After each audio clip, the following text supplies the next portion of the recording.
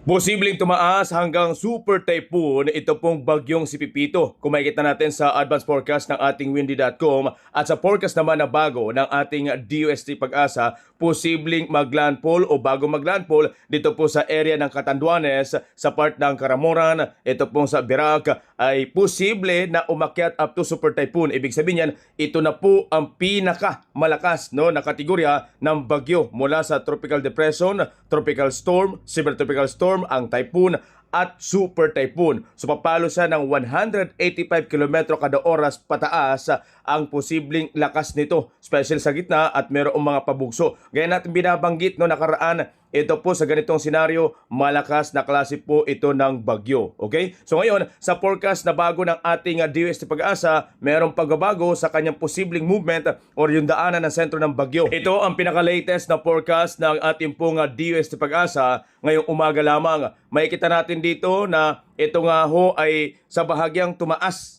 kumpara nakarang araw na sa ibabang bahagi na part yung area nitong particular ang Visayas, and then parang magdalan siya direkta sa may area ng Bicol but umakyat ng bahagya. Pero kita pa rin po siya doon sa magiging wave niya na sako pa rin po